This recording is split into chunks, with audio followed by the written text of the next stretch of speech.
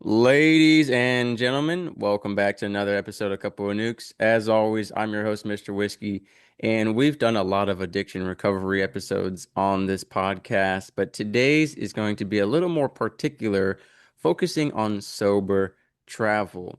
And now that might seem kind of strange at first when you hear it, but there are many people who cannot travel without drinking, and there are many factors about traveling that cause stress, anxiety, and can really elevate those urges to drink to help cope with those or trigger you into relapse. So we're going to talk today about sober travel and even a little bit of vegan travel as well. So we'll get into that as well. We are here with Teresa Bergen, and it is so great to have you here. I'd love for you to tell us a little bit about yourself. Hi, Mr. Whiskey. Thanks so much for having me. I'm excited to be on your show. So I live in Portland, Oregon, on the beautiful west coast of the US, and I am a longtime sober person, and I've been travel writing for about 15 years. So I have other interests as well, but those are ones I've been working on a lot recently, and I'm on a mission to normalize non-drinking as an option. For sure, I think that's really important. So, of course, we got to start with what got you into traveling. Is this something that you've always done, or is it more the recent years? I've always loved to travel, and I'd say it started out in my childhood. I grew up in San Diego, and my family, we were middle class, but we never went on planes. We always went on road trips together. It was me, my parents, and me, and my two sisters. And since San Diego's at the bottom of the state, we saw a lot of California, and then once in a while we'd make it to Oregon or Washington or to Arizona. But I always really loved those trips, just seeing different places, meeting people that were a little different, checking out the landscape. So that was the beginning of it. And then when I got to be an adult, I had the chance to go further abroad. And I've always been a writer, and I managed to put those things together about 15 years ago and started to learn about the world of travel writing. Right. I'm personally team road trip over flying. I hate airports. I hate flying. I like driving better. I think the a lot of reasons. I like having, the room of if I want to bring stuff I can. If, with a road trip, you can get those spontaneous adventures going where you happen to see something and you're like, hey, let's stop there. With flying, you go from point A to point B.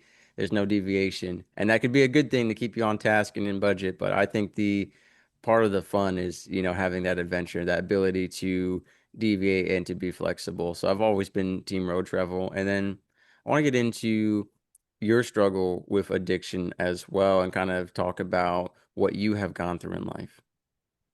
Well, I was real lucky because I started early and I quit early. So I was kind of a little juvenile delinquent when I was in my teens and managed to quit when I was only 20. So I wasn't even legal yet. And that's given me my whole adult life to do interesting stuff and not be chained by addiction. Right. But I'd say part of the reason I quit so early was because I moved to New Orleans when I was 19, and I had last year really hard drinking there. And that was such a 24-hour city, and I didn't have family or anybody there, so I could just, do as much as I wanted on that of drinking and, day or night, wake up in the middle of the night, the bar's still open. So it kind of brought me down fast, where if I'd been somewhere that was had a few more rules and restrictions, I might have lasted as a drinker longer. But I'm glad I didn't because, like I said, it's kind of a waste of time to be in your addiction. It's not really that interesting. Like you might think you're doing something exciting. Oh, I'm partying with these people, but it's really like it's your world shrinking, shrinking, shrinking as you're just hanging out with the Mm, same people, doing the same things, blacking out, passing out. It's really not very exciting or glamorous. And especially if I got older, still acting that way, it would have been kind of embarrassing. I like being a respectable citizen in my city now instead of like a 24/7 making an ass out of myself in public. right, right. I know in the military it was always, if you're gonna do stuff like that, make a plan. And if your plan falls through, don't be a jerk. At least if you're gonna, do that stuff, don't be a jerk about it. And how does that all tie together for you wanting to focus specifically on sober traveling? What kind of pushed you into that field? Well, I'd say it was because I started doing a lot of travel writing. And when you're a travel writer, you're often on press trips with other travel writers. And so many of them were focused on things like wine. So I'd be sitting around, give it to go. You kind of have to go with the program. It sounds exciting to go on a press trip, but they run you around from morning to night with all these Right. activities and meals and stuff. So I'd be at these endless meals, and people would be sitting around being like, "Oh, I'm a wine writer," and "Oh, I have my craft beer blog," and all this drinking kind of stuff. And I had a lot of resentments about it. I didn't want to sit there and listen to their boring wine talk, but it was part of my job, so I tried to. And I'd feel kind of other than and like I was left out. So I tried to reframe it, and I started saying, "Oh, I write about sober travel." And I didn't know what that was, and no one else did either. Like, what does that mean? But I tried to reframe it instead of being like, "Oh, I can't participate, I'm left out." So then I started thinking more about like, what does that mean to be a sober traveler? And one thing is you're clear-headed, right? You're much more clear-headed than if you drink. And so it does open up a lot of opportunities of like trying new things and trying to find connections with local communities and being more present for learning about other cultures. So, and I also feel like a lot of people who, especially if they're in recovery, now there's lots of other non-drinkers too for various reasons, but I think people in recovery often have that feeling like they want to give back somehow. So I think like the whole volunteerism thing where you do some good for the people in other places can also play into the sober travel. Right. And the sober travel also means less bathroom breaks, and that's always a good thing, especially depending where you are. You can That always is find the true. nicest bathroom. But what I will say, just for those of us listening who are not as familiar, what exactly is a travel writer? What differentiates them? I mean, some people maybe have never even heard of that. Oh, okay, that's a good point. So if you think about like there's a whole array from obscure blog sites up to really big travel magazines, and I've written for many of them, from the obscure to the famous. But if you've seen like Travel and Leisure would be one of the most famous, or there's like the Lonely Planet website or Photos, all the people that published those guidebooks back when people mostly relied on guidebooks. Right.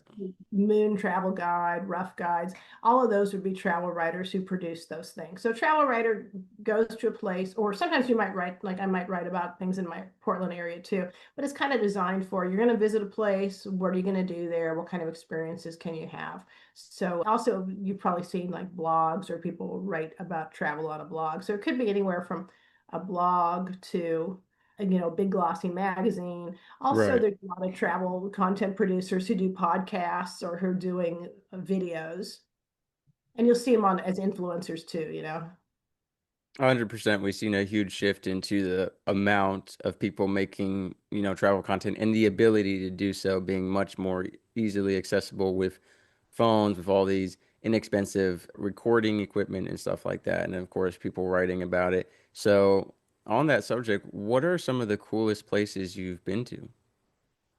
Oh, I've been really lucky. I've gone to some really cool places. I've been to the Norwegian Arctic of Svalbard. Out there with, I got to see a polar bear hunt for a seal one time in the Arctic. That was really cool. I've been to Jordan and I've seen some of the archaeological things there, like the Rose City of Petra and the Wadi Rum Desert. Let's see what else. I got to go to Guatemala recently, and I was there for the Day of the Dead celebration, and that was really Wow. cool. And then in the US, I mean, we have so much to see in our own country too. It's a beautiful country with so many different, geographic zones and terrains. So even if I don't know if your listeners are mostly American, maybe there are other places too, but if you're in the US, there's so many great places you can see in our own country too without a passport, from like rafting the Grand Canyon or, hiking in a mountain or paddleboarding in a lake. I tend to go for the nature stuff. I agree. I grew up in New Jersey, which people don't realize is really quite the geographic landscape because you've got mountains and forests up north, and you've got down south. You even have farmland in some areas. You have the Jersey Shore. I mean, that state alone, I got to try so many different things. And then you look at most states, people don't often travel outside their hometown, or they just, label their state as boring because they've done everything in their hometown. But just a few hours drive in one direction or the other, and you can find a lot of great things to do. And then that's without even leaving the state. And then if you leave the state, like you mentioned, there are so many amazing things to do. And I think there really is a call to get back outside. We have so many people spending so much time online and on their computer, on their phone, and getting out and going in person is great. But for some people, it might be an intimidating experience. There's a lot of misconceptions about travel. What would you say are the biggest things holding back people from doing sober travel, especially those who are struggling with addiction? Well, the biggest one is fear of relapse because lots of times someone who is in recovery has made a comfortable sort of home nest at their house, at their home, right? Like they have their support system. If they go to recovery meetings, they have that, or maybe they have a therapist they go to, or just some trusted friends that they have locally that they get together with for coffee or something like that. And maybe they've taken all the alcohol out of their house. You might have just made like a real safe zone. But then when you go somewhere else, there's so many unpredictable factors. And those could be someone just like thrusting a drink at you. Like I went to a hotel recently, and the first thing they said was, "Hi, how about a margarita?" And I said, thanks, but what do you have that doesn't have alcohol? And they were just stumped. Like everybody went for the margarita. So like you have stuff like that, like people thrusting things at you. And then you also have the idea sometimes like, I don't know anyone here. They don't know me. Maybe I could be a different person. And that whole like what happens in Vegas stays in Vegas attitude. Like it could be easy to think, you can get away with something when you're in another place because no one will know. But obviously you will know, and that's the worst. Right. So traveling can isolate you from your support system, your Mhm. accountability system. There, like we mentioned, there are a lot of anxieties of what if something goes wrong? How am I going to cope and deal with that? So what are some mitigation strategies for delayed flights, canceled flights, for flat tires, for anything that can go wrong, these travel mishaps? What are the best ways to deal with those that will prevent us from wanting to turn to our addiction instead? Well, I always like to have stuff to do with me because so I do a lot of I'm a self-employed person as a writer and I do some other word stuff like editing and proofreading. So I always have work with me on my laptop that I can do if I get stranded somewhere. And then fun things too, like a book you want to read, or maybe you have games on your phone or like a language learning app. What else do you have? People bring, favorite snacks. Like don't get too hungry. Make sure you have some snacks. And then if you're into spiritual readings, you can bring like your daily meditation book. So just prepare. Like if the flight's going to be 6 hours, just imagine it ended up being twice that because it delays. And you want to just keep yourself entertained because you don't want to just start being idle and having your mind think too much about like, I'm bored. What am I going to do? There's the airport bar. Also, you want to prep your support system ahead of time. So even if you're not there in person, obviously you can text them or call them or get in touch some other way. So have somebody at home to keep the accountability that you're going to check in like every day or every other day. Even if there's not a problem, you can just say, hey, things are going well. But just knowing that someone is expecting you to be accountable is going to help too. Mm. And then speaking of accountability and just information, in addition to this episode, I want to share also, you have the Sober Travel Handbook. Can you tell us a little bit about that? Oh, sure. I happen to have a copy right here. Perfect. Just a cute little book with a pretty picture of the ocean on the front. And it is full of tips for staying sober when you're traveling. And it has a lot of instances like what if you're at a business network working kind of thing and everybody else is drinking? What if people keep pressuring you and asking you to drink? What if you're going to a family gathering where everyone else is drinking? And then in addition to those kind of like stress kind of things, it also has a lot of stuff about like fun things you can do instead of drinking and places you can go where alcohol isn't usually the focus. And then also the idea of kind of a lot of people if you're in recovery, then lots of times you might not even really know what you like to do because you probably spent a lot of your time before drinking Right. or using other drugs and not developing interest. So you might just be kind of this blank slate, like, what do I do now? So it talks a lot about trying out different things and seeing what you like and what you don't, and then kind of getting an idea of things you like to do. Like I have certain quirky things I like to do. And if I go to another city and I have some free time and I'm like, what am I going to do with myself? They're always kind of fallback things. So I'll tell you a few of them. I always try to go kayaking places if I have a chance. Sometimes I go out for a run. Then I love historic cemeteries. I look for like an old cemetery to walk through. I also love cat cafes. And I like, Yeah. yeah, because I'm obsessed with cats. Let's see what else. And I'm vegan, and if there's a place that has like any vegan ice cream, I always look for that. And I'm also into coffee. So Vegan ice cream is really good. I'm not vegan, but I as at least the ice cream shop I used to manage, we made it with like a coconut cream base, and I love Oh yeah. coconut, so the vegan vanilla was great. And I will say when this episode comes out, I'll actually be in Japan traveling, and I'm going to go to not a cat cafe, but a capybara cafe. So that's going to be super neat to check something out. And they have different ones in Japan. They have a couple different animal cafes. I've gone to the robot cafe. It's cool, but it's not as cute as the cat cafe. I will say that. You can't pet the robots. But Yeah, for sure. When I was in Japan, I stayed a night in a hotel in Tokyo where the receptionists were all robots and they were mostly robotic dinosaurs. So a T-Rex would check you I've seen in. clips of that place. I know what you're talking about. That's so cool. That was pretty cool. Although when you have a problem, like you're like, I'm out of towels, you're like, the dinosaur doesn't care. It's a little hard. Right. And that's actually one of the things when I was last in Japan, people underestimate the power of just walking around. Yeah, obviously make sure it's a safe area to do so, but Japan is very safe, at least where I was. And I would just walk around and I just plotted a course using, the Maps app on my phone. I just went from park to park. Not every park was a big grand park. Some of them were just a patch of grass. I found out that what is qualified as a park on the map just is the label. But it was so cool to just walk around, no car, no timeline of where I'm going, where, I just walked from spot to spot. And along the way, you discover so many hidden grottos, little places that you would have never discovered otherwise. I think we get so caught up in tourism and you got to go here, you got to go there. It's great to get the recommendations, but I think that little self-exploration, just going out on your own or with a group of friends, whoever you're with, and just finding those little hole in the wall places can be such an amazing time that people really overlook. Yeah, that's one of my favorite things is just walking around. And I like if I go to a small town, especially where you can walk most of the main parts of it, I just like to go and like look at everything and sort of just think about what it means and what brings this community together and what their problems are and what the fun things are. And Japan, when I got to go there, I was mostly in Hokkaido in the north, and it is really incredible, especially living in the US, because we do have, certain dangerous things about cities here. But even walking around by myself as a female, it wasn't at all scary at night. Like nobody cared unless they were being friendly. Otherwise, it was like nothing was any problem walking around there at night. And that was really refreshing for a change.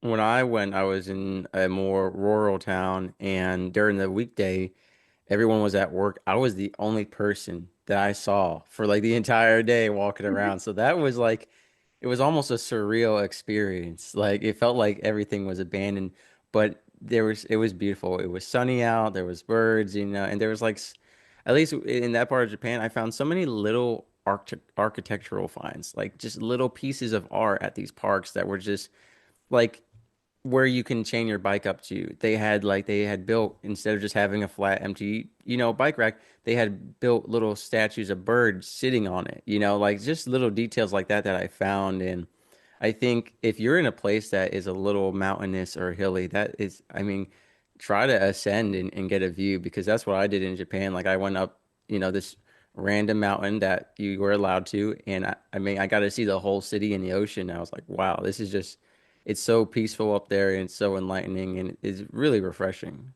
And that's important too, is because a lot of people get so burnt out when they travel. They plan, plan, plan. They're going to A to B to C to D. They just do not stop. And while that walking around sounds tiring, it was at such a different pace that it was really refreshing for me. And that was really important in the midst of, all these train rides and going from restaurant to restaurant to store to just take a step back. hmm Yeah, I like a mix of planned activities and free time. I feel like it helps to have some structure if you go somewhere, like a few can't miss places that you're planning to go, but then For leave sure. some time to walk around, like you said, or to rest, or just because when you get there, you might find out some fabulous thing you hadn't heard about, and you're like, oh, I got to go do that. So yeah, leave a little time, but I think it helps, especially if you're kind of newly sober, to have some stuff planned because too much time in your hands can be a little dangerous. And then, do you have any travel plans coming up, within the next few months that you're excited about? Oh yeah, I do it. I'm gonna have a sip of water. And just so you know, someone did point out recently on video that I drink all my water from a Moscow Mule mug, which I just like the shape of the. I didn't even know when I got it that that's The what it is. irony. The shape of it, but people are like, "Are you drinking a Moscow Mule?" I'm like, "No, it's water." So, Well, it's funny because my ship that I was on in the military, they had made these custom glasses for the command ball party where we were celebrating the birthday of the creation of the ship. Yeah, and they had these big glass mugs. Yeah, and it's like, kind of like a Viking mug, but they're glass, and I drink everything out of it. And mhm. so it's just so interesting. People see me like chugging water out of this big Viking mug, and the only other place I know that serves it is like if you've ever been to Chili's restaurant, they do like the mug for your water and sweet tea and everything. But it's just so funny because it always looks like I'm drinking something heavy, and it's like, no, I really like this mug. That's funny. I'm really attached to my special mugs too. If I can't find them, I'm like, I'm gonna thirst to death because I can't find my cup, instead of just using another one. But where am I going coming up? Yeah, I have a few things planned that I'm going to do. I'm also involved with yoga, and I'm planning to go next month to a yoga and addiction or a yoga and recovery symposium at an ashram in the Bahamas at the Shivananda ashram. So that should be interesting. There's going to be some leading people who are going to be teaching about how yoga can help with recovery. So that should be really cool. And then I'm also planning to go to Fiji pretty soon. So that will also be a kind of islandy place. You're gonna have to get some of that water at the source. If you're familiar with the Fiji commercials, Yeah, the you gotta get some of Fiji. that water at the source. I'll tell you if it's really drinkable. There might be a sign there, like do not drink. Right, right. It's not what you think. Yeah, and then I want to also plug your website here where you have obviously as a travel writer, a lot of different stuff that we can check out. I mean, pages and pages. What kind of stuff is on there? Like, what are you writing about really?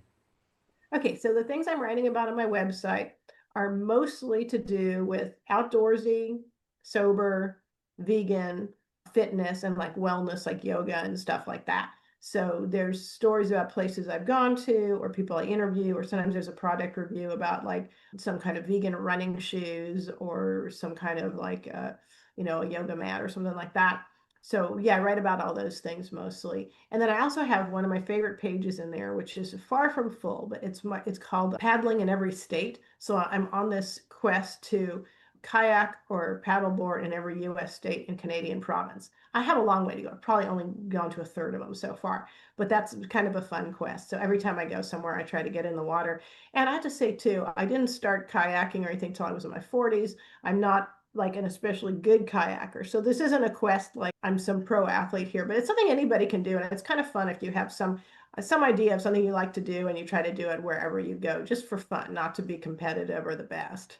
Because I think a lot of times that stops people from doing things and trying things is they think they have to be like really good and make it their like passion or something. But you can have fun hobbies that you don't have to be the best at. I agree. I'll play disc golf very casually. I'm not the best player by far. It looks so seamless and flawless and easy on TV. And then when you actually get that disc out there and you're trying to throw it and it just like flops to the ground a few feet in front of you, you realize those professionals got some kind of, they are very talented. But I like going out and checking out the disc golf courses just because it gets me, like you said, it gets me out and doing something where I'm walking around. I'm checking out different areas, right? I'll go look up their disc golf parks and then go there, play a casual game. I don't even have to finish the game. I just go check it out. And then we look for a local restaurant. And I think kayaking, a lot of people overestimate kayaking or underestimate themselves.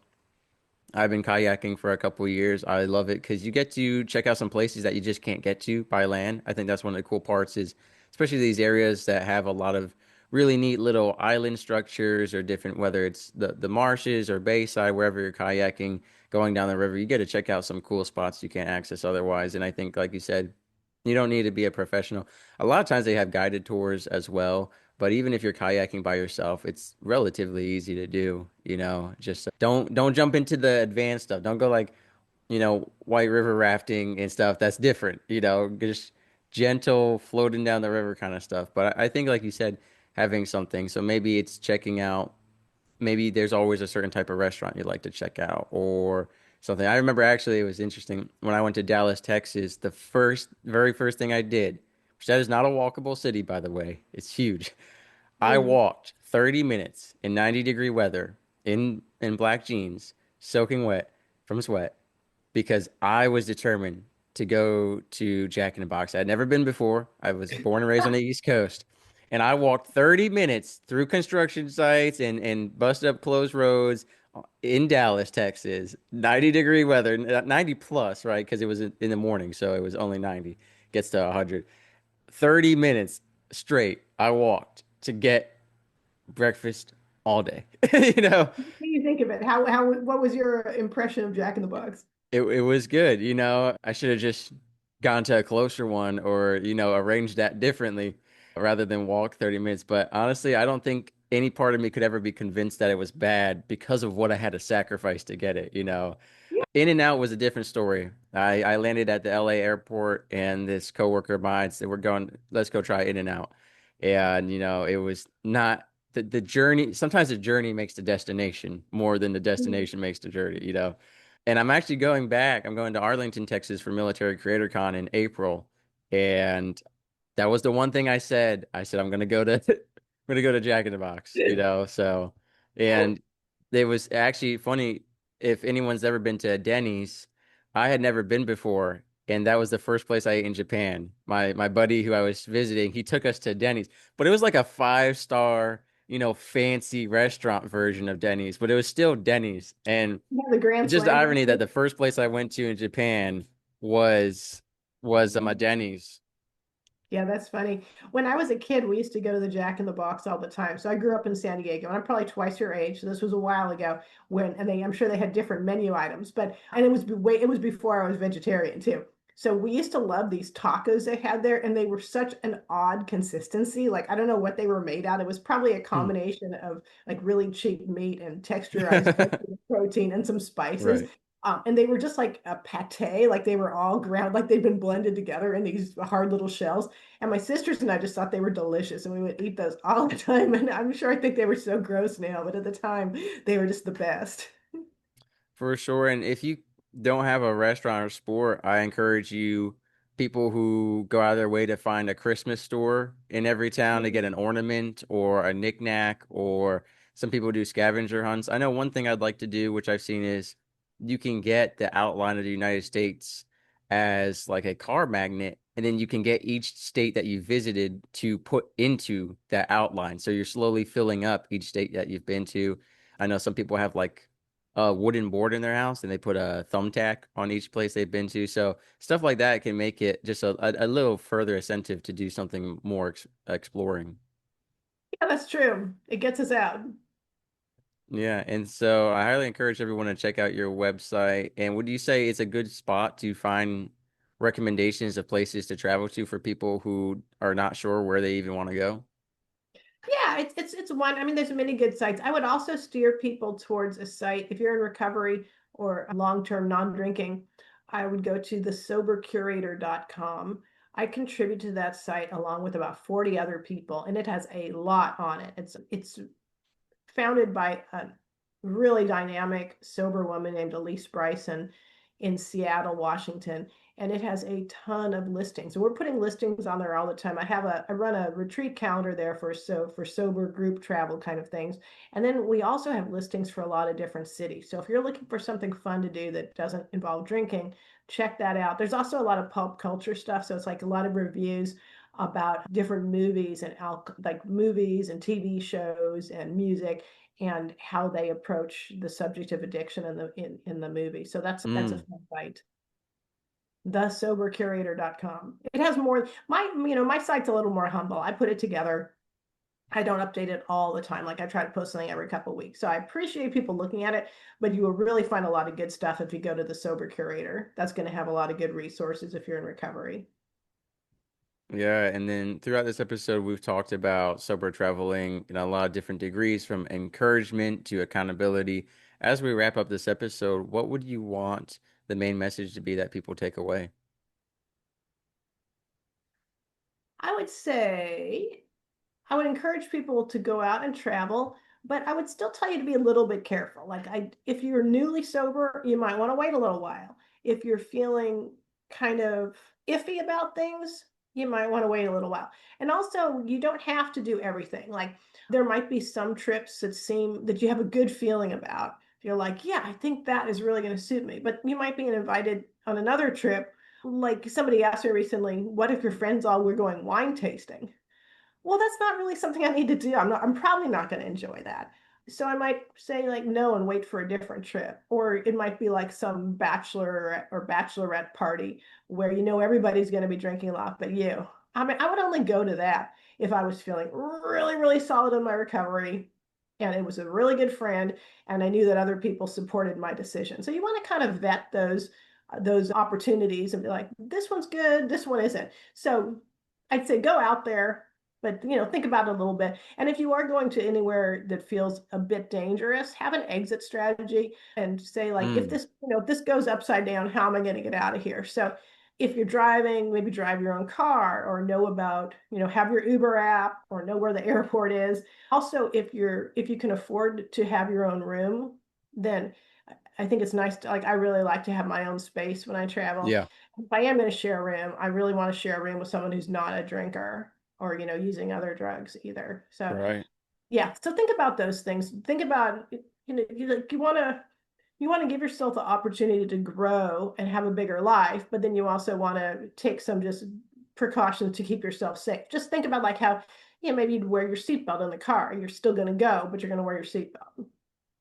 Right. Don't test your sobriety. Know your sobriety. Know your limits. Know yourself. Know what you can handle. And worst case scenario, if you think it might be too much, then that should be your sign not to risk that, right? Because it's important to stay grounded in why we stay sober and what the risk is. And we have to know for some of us, that risk was we lost our marriage or we lost our relationship with our kids or we lost tens of thousands of dollars. Always remember the risk and evaluate it to the reward. Like you said, going to a wine tasting with friends, yes, it could be a good social time, but if it's going to lead you back into relapse, which is going to cause you to lose all those friends, then it's not worth it.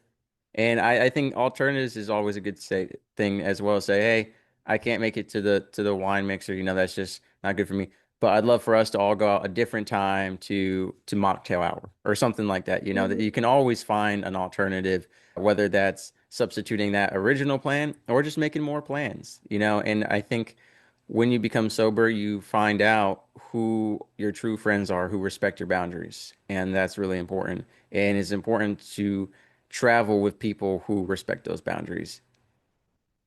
Very true. Very true. So, Ms. Bergen, I want to thank you for what you're doing. I think it's something like you said. At first, people were like, "What's sober travel? That's what is that?" But it is something that many of us who are non-drinkers don't think about. So, what I ask as a takeaway for this episode is if you are someone who travels and you have people who travel with you who are in recovery or sobriety or maybe struggle with drinking, take this episode as the initiative to be a little more, conscientious about their struggles. We often realize and kind of stay focused on our own struggles with travel or what we can handle. And when you're traveling with other people, it's important to think about them and what they can or can't handle and to communicate that because they're not always going to tell you. So make sure you go out of your way to ask in a respectful manner what is most beneficial for all people traveling in the party.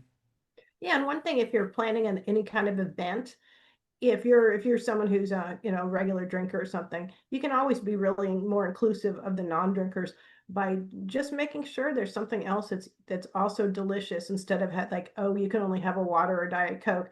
Like I was at an event a while ago and I was really impressed that they just put them out just like with everything else. It was like two signature mocktails that are Mm. special today. And that was just really cool. It wasn't like you had to go up to the bar and be kind of ashamed and be like, what do you have that doesn't have alcohol? It was just right there. And that also encourages even people that drink, they're probably going to slow down a little because they'll be like, oh, maybe I'll alternate and have this drink too. And that's really better for everybody's health.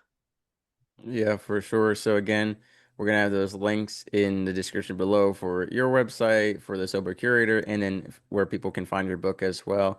I want to thank you for your time today. Oh, thank you so much, Mr. Whiskey.